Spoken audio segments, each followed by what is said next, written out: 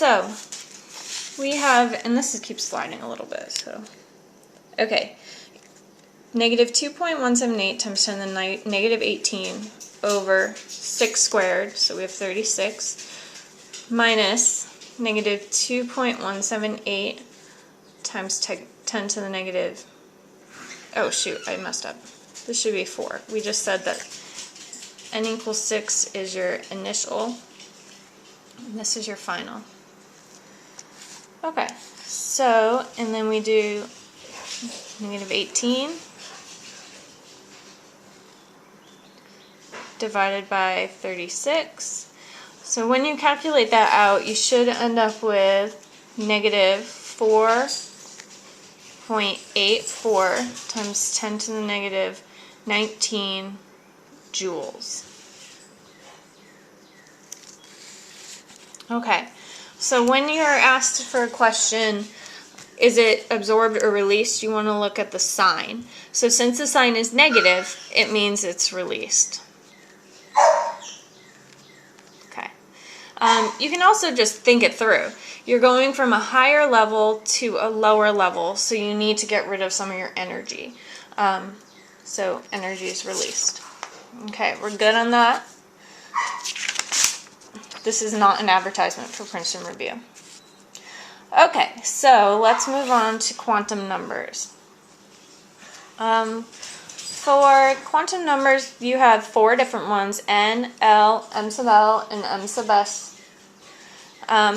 N is your principal energy level, also your electron shell or your period number. So you can have basically any whole number. Okay, L is your orbital shape. So we're talking S, P, D, or Fs. The value can be anywhere from 0 to n minus 1. Doesn't mean it has to be. Those just are possibilities. So anytime you have an S, your L value is 0. Anytime you have a P, it's 1, a D is 2, and an F is 3. Okay, M sub L represents the orbital position. So what that means is if you imagine that you're in a P, I don't know what the dogs are doing. So you know that P's have 3 different orbitals. So P, the L is equal to 1. So when you have M sub L, your M sub L can be from negative L to positive L. So we would have negative 1 to positive 1. So I like to just kind of draw it out and think this first one might be negative 1, second one 0, third one 1. Okay, spin is telling you what direction the electrons are going in. Values for this are going to be plus or minus 1/2. Okay, Pauli exclusion principle is the reason why we have to have the plus or minus 1/2 for spin. He said that no 2 electrons can have the same set of quantum numbers. So if you're going to end up with 3 that are the same, this is the one that has to change. So your 1 electron will be moving clockwise and 1 will be moving counterclockwise. Alright, so let's do this question up here together. What are the possible quantum numbers for gallium's highest energy level? So I'm going to flip over to the review book and just check out. So gallium, let's see, is number, this one, 31. Okay. Alright, so we're going to do gallium. Actually, let me open this again. Okay, I'm going to do shorthand. So we have gallium is argon. Jump down to the 4th period, so 4s2, 3d10, 4p1. Okay, so n is always equal to your period number, 4. Because you're in a P, L, go to your chart, has to equal 1. So possible quantum numbers for m sub L could be -1, 0, or 1. It does not matter what order you go in. And then m sub S, you would start out as +1/2 for the 3 orbitals, and then you'd go back and fill. So that kind of just corresponds to, if I'm drawing the orbital filling model, 1, 2, 3, these are +1/2, 4, 5, 6, -1/2. Got it? Okay, so writing electron configuration, some of the things you need to know are making sure you definitely have down the location of your orbitals and sublevels and whatnot. Okay, so we start at H, 1s1, going down 2s1, 3s1, 4s1, 5s1, 6s1, 7s1.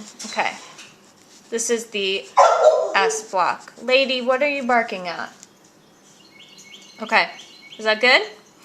All right, don't forget that helium is part of the S block too. It's a 1s2. Okay, now I'm going to go to the P block.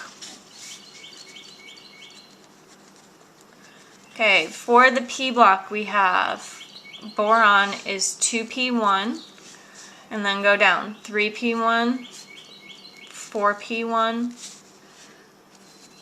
5p1, 6p1. Okay, now let's do the D block. So this is the D block, the transition metals. So D block starts at 3D. So 3D1, and it goes through 3D10. We have 4D1 through 4D10. After that you have, this is the only place where it changes. So this is going to be a 4F1, goes down here, 4F2, we're going to go all the way over here, 2, 3, 4, 2, 3, 4, 5, 6, 7, 8, 9, 10, 11, 12, 13, 14. So to 5D1, and then back up to HF, 5D2 through 5D10. Same thing on this next one. We have under 4F1, we have 5F1 going down here, 5F2 goes all the way through 5F14 and starts at 6D1. And then back. So, all right. The dogs are a little nuts today. Okay, so know the locations. The Aufbau principle basically just says fill in order of increasing energy. So as long as you're following your periodic table, you're going in order of increasing energy. So this is the lowest energy orbital here. Higher, higher, higher, higher, higher. So as you go down and across, the energy gets higher. On the AP exam, sometimes they tend to group them just by period number rather than energy. That's not technically correct, but go with it. Okay, Hund's rule says that each sublevel has to be filled with electrons of the same spin before going back and filling with the opposite spin. So that's what I was talking about up here. So Hund is the reason why we have to go up, up, up, down, down, down. Pauli is the reason why you have to have one up, one down versus like both being up. Okay. All right, next one we have vanadium. So we're going to write the electron configuration for vanadium. Vanadium is number 23. Okay, so I'm going to write, I think, the longhand for this just to kind of show you, make sure we all can do that. So we have 1s2, 2s2, 2p6, 3s2, 3p6, 4s2, 3d, 1, 2, 3. So we have 3D, 3. Okay. What you might see on the AP exam is this. They might write 1s2, 2s2, 2p6, 3s2, 3p6, 3d3, 4s2. It doesn't follow the same rules the way we write them, but this is technically correct. Okay, as far as the orbital filling model goes, I'm just going to do that real fast. So we have 1s2 up down, 2s2 up down,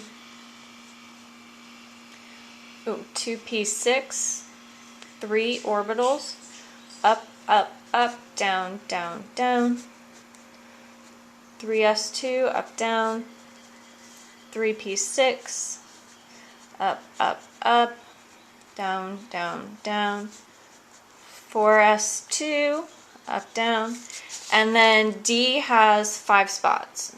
So 3d3, you're going to draw 5 orbitals. I doubt you'll have to do that. Up, up, up. And so we have some unfilled orbitals. Okay. Based on the orbital filling diagram, you can decide if things are diamagnetic or paramagnetic. Diamagnetic means you have no unpaired electrons. So every single arrow would have a match. Paramagnetic means you have unpaired electrons. So when you have unpaired electrons, like we do in vanadium, these are going to be strongly attracted to a magnetic field. Oh wait, I have to hurry, my battery's dying. Okay, exceptions to the rules. Group 6 in your transition metals, CR looks like it should be AR4S2, 3D4, but actually it is AR4S1, 3D5, because it's more energetically favorable to have a half full D rather than a full S. In group 11 of the transition metals, Cu, for example, looks like AR4S2 3D9, but it's actually AR4S1 3D10. Same thing, more energetically favorable to have a full D rather than a full S.